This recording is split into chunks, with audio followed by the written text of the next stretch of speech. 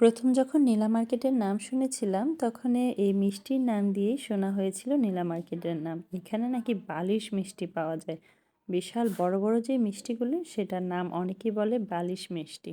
তো এই মিষ্টিটাই হচ্ছে বালিশ মিষ্টি। আমরা এই মিষ্টি খাওয়ার জন্য এই ৩০০ ফিটে যাওয়া হতো।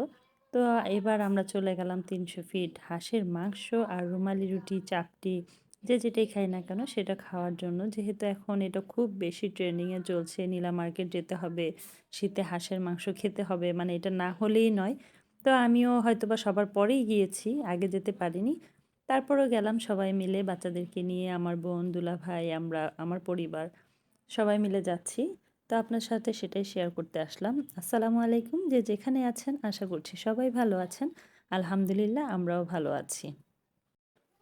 ওহ মা! কি ভয়ংকর এক মুখোশ না? সাফওয়ান যে এটা পছন্দ করেছে।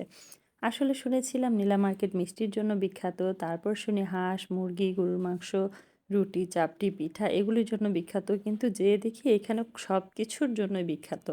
সম্পূর্ণ মেলার মতো একটা অবস্থা। এখানে কি নেই? দোকানে একদম কানের দুল থেকে ধরে মহিলাদের সবকিছু আছে। অর্নামেন্টস, ড্রেস, জুয়েলারি অনেক কিছু আছে। সাথে সংসারের টুকটাক অনেক কিছু, চামচ থেকে ধরে ঘর সাজানোর বিভিন্ন জিনিস আছে। তো নীলা মার্কেট শুধুমাত্র যে হাঁসের মাংসের জন্য বিখ্যাত এটা মনে হয়নি, যে মনে হয়েছে সব কিছুর জন্যই বিখ্যাত। আবার পাশে বিরাট এক মেলার আয়োজন করা হয়েছে। তা আমরা মহিলারা তো জানা কথাই, গেলেই আগে এগুলির প্রতি চোখ যায়। আর চুড়ি তো হচ্ছে মেয়েদের দুর্বলতা। তো যে চুড়ি দেখলাম, কানের দুল, যার যেটা পছন্দ হয় নিচ্ছি। আর বাচ্চারাও তো পাগল হয়ে গেছে, ওরা কি রেখে কি নেবে বুঝতে পারছে না। যার যেটা পছন্দ সে সেটাই নেওয়ার জন্য চেষ্টা করছি। এদিকে পাশেই ভ্যানের মধ্যে দেখলাম একদমই মনে হচ্ছে রাজকীয় এক অবস্থা। আগের দিনের রাজারা যেই ধরনের আসবাবপত্র ইউজ করতো সেগুলির মতোই। তো এগুলি দেখে আমারও ভীষণ ভালো লেগেছে। লাইটিংয়ের কারণে এক একটা এক এক রকম কালার দেখা যাচ্ছে। তো এখানে সব কিছু আসলে খুবই সুন্দর, মানে একটা রাজা রাজা ফিল আসে এখানে। এখানে চা বিক্রি করছে। তো এখান থেকে আসলে চাটা খাওয়া হয়নি, কিন্তু বাচ্চাদেরকে নিয়ে এগুলি দেখলাম, তাই একটু ভিডিও করলাম। যে প্রাচীন জিনিসগুলি দেখতে আসলে খুবই ভালো লাগে। এই তো এগুলি দেখে তারপরে চলে গেলাম মাঠের দিকে। আসলে আমরা বিকাল টাইমে গিয়েছিলাম, আমরা যাওয়ার পরপরই মাগরিবের আজান দিয়ে দেয়। তো বাচ্চারা তো এগুলি দেখলে খুবই খুশি। যে এই ফার্স্টে ওদেরকে আমরা ভাবলাম কিছুক্ষণ খেলতে দিই, দৌড়াদৌড়ি করে খেললে ওদের ভালো থাকবে, তখন এনার্জিটাও বেশি থাকে। তো এখন ওদেরকে আমরা দোলনাতে ওঠাবো পরে বলেছি। এখন ওদেরকে এই যে জাম্প করে, স্লিপ করে এই জায়গাটাতে উঠালাম। এটা কিন্তু ভীষণ উঁচু। বাচ্চারা যে তাও সাহস করে উঠছে, ওরা খুবই এনজয় করছে।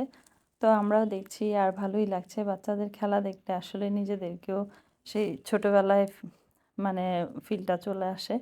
যাই হোক, এরপর চলে আসলাম দোলনাতে। এখানেও তো খুবই ভয় লাগছিল আমার, যে বাচ্চারা ভয় পাবে কিনা। এখানে আমি আর উঠিনি। এখানে আমার 2 বেবি, দুলাভাই আর আপু উঠেছে। মানুষ খুবই কম ছিল এই টাইমটাতে। আসলে মানুষের ভিড়টা দেখলাম বাড়ে একদম মাগরিবের অনেকটা সময় পর। আমরা যখন গিয়েছি তখন এত ভিড় ছিল না। তো যাই হোক, আলহামদুলিল্লাহ ঠিকঠাক মতো ওরা ওখান থেকে নেমে এসেছে। এখানে আবার দুলাভাই বেলুন শুট করছে। এখানে দেখা যাক কেমন পারে, সেটাও দেখছিলাম আর সবাই খুব মজা করছিলাম। পাশে আবার এখানে অনেক দোকানের মতো আছে, খেলনার দোকান। তো বাচ্চারা আসলে এগুলি পেলে খুবই অস্থির হয়ে যায়। দেখতে কিন্তু ভীষণ ভালো ছিল। এটা যদিও নেওয়া হয়নি, বাট আফরা এটা নিয়ে খেলছিল। আমার বোন ওর সাথে এটা দেখাচ্ছিল কিভাবে কি করবে। আর এত সুন্দর সুন্দর খেলনা, বাচ্চারা কি করবে, আমারই তো ইচ্ছা হয় সব কিছু নিয়ে চলে আসি। তো যাই হোক, এগুলি দেখার পর এদিকে আবার সাফওয়ানকে ওর বাবা শিখিয়ে দিচ্ছে কিভাবে একটা বল দিয়ে হিট করে এই 3টা জিনিসকে ফেলতে হবে। 3টা জিনিসকে একসাথে ফেললেই ও পেয়ে যেত একটা 7 আপের বোতল, কিন্তু ও পারেনি। এখন দেখা যাক আফরা কি করে। না, আফরাও পারলো না, কিন্তু আমি কিন্তু পেরেছিলাম। আমি 3টা ফেলে একটা 7 আপ পেয়েছিলাম। আমার কাছে ভীষণ ভালো লেগেছে খেলাটা। তো এখন চলে আসলাম নাগরদোলাতে। আসলে এটার নাম কি আমি জানি না। যদি কেউ জেনে থাকেন তাহলে অবশ্যই কমেন্ট করে জানাবেন।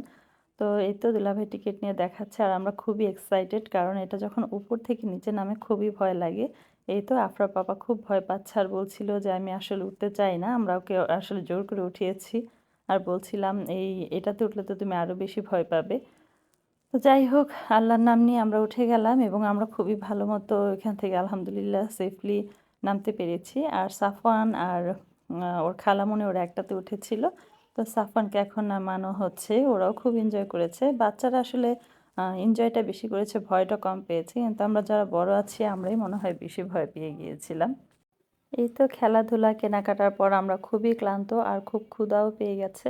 তো চলে আসলাম খাওয়া দাওয়া করার জন্য। এখানে দেখেন কি বড় বড় কাঁকড়া আছে, অক্টোপাস আছে, স্কুইড আছে, তারপরে চিংড়ি আছে বিশাল বড় বড় রূপচাঁদা, তারপর লোটে ফিশ, মানে সব কিছুই আছে। আপনারা যে যেটা খেতে চাবেন একেবারে সরাসরি আপনাদেরকে বারবিকিউ করে দিবে। আমরা চলে আসলাম একটা মানে এত দোকান কোনটা রেখে কোনটায় বসবো, তো ফাইনালি এখানে ডিসিশন নিলাম। হাঁসের মাংসটা দেখে খুবই ভালো লেগেছে, কালারটা অসাধারণ ছিল, আর এখানেও আরও রান্না করা হচ্ছে।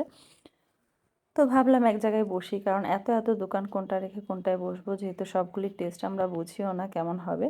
আর এই পাশে দেখছি রুমালি রুটি বানাচ্ছে। রুমালি রুটি বানানোর সিস্টেমটা দেখেন কি সুন্দর।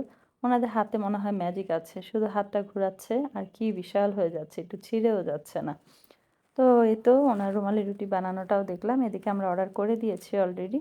তো খাবার আসতে আসতে আমি একটু ভিডিও করে নিচ্ছি যে কিভাবে আসলে বানায়। তো উনিও আমাকে বলছিল এভাবে বানালে বা কতটুকু রুটিটা সেঁকলে এটা ভালো থাকবে। আমি বললাম যে হয়ে গেল। উনি বলছে আবার এটা বেশি সেঁকলে নাকি গুঁড়ো গুঁড়ো হয়ে যায়, এই জন্য একটু আগেই নামিয়ে ফেলতে হয়। এই তো হয়ে গেল। কত সিম্পল বানানো, বাট আমরা তাও পারি না। হটপটে রেখে দিচ্ছে, এখান থেকে সার্ভ করবে খাবারগুলি। তো দেখলাম, দেখে আমরা যেই এটাতে বসেছিলাম এটার নাম হচ্ছে বালির নদী রেস্টুরেন্ট 2, 2 নাম্বারটাতে। এখানে আসলে আমার পরিবেশটা খুবই ভালো লেগেছিল, আর মানুষজনের ভিড়ও একটু কম ছিল। একদম নদীর উপরে অর্ধেকটা চলে গেছে রেস্টুরেন্টের। এখন মাত্র মানুষ আর কি আসা শুরু করেছে সন্ধ্যার পরে। আমরা যেহেতু বিকালে গেছি তখন ভিড়টা কম ছিল। আর আফরা আর সাফওয়ান তো খুবই এক্সাইটেড, আমাকে আবার রুটি ধরে দেখাচ্ছিল, আম্মু দেখো কেমন দেখাচ্ছে। এদিকে ওর বাবা আবার আমাকে একটু খাইয়ে দিচ্ছিল। তো সব মিলে আসলে খুবই এনজয় করেছি। আর এখানে হাঁসের মাংসটা আসলেই অসাধারণ ছিল, এক কথায় খুবই মজা ছিল। রুমালি রুটির টেস্টটা একটু ডিফারেন্ট ছিল। তারপর চা খেলাম, আর আস্তে আস্তে রাতের দৃশ্যটা আসলে না নিলেই নয়। এত সুন্দর একটা দৃশ্য, 300 ফিটের রাস্তাটা অসম্ভব সুন্দর। সেটা কম বেশি সবাই জানেন, তারপর আপনাদের সাথে শেয়ার করলাম, আমার কাছে ভীষণ ভালো লেগেছে তাই। তো আমার ভিডিওটা আপনাদের কাছে কেমন লেগেছে সেটা অবশ্যই সবাই কমেন্ট করে জানাবেন। ভালো লাগলে লাইক, কমেন্ট এবং শেয়ার করে দিবেন। সবাই সুস্থ থাকবেন, ভালো থাকবেন এবং আমার ভিডিওর সাথেই থাকবেন। আর লাস্টে আবার আমি দেখিয়ে দিচ্ছি যে কিছু ছবি দিয়ে দিচ্ছি, বিশেষ মুহূর্তের খাচ্ছিলাম। এই তো বসে ছবি তুলেছি বাচ্চাদের নিয়ে, খালামণির ছবি। এই তো ছিল আমার আজকের ভিডিও। সবাই ভালো থাকবেন, সুস্থ থাকবেন। আল্লাহ হাফেজ।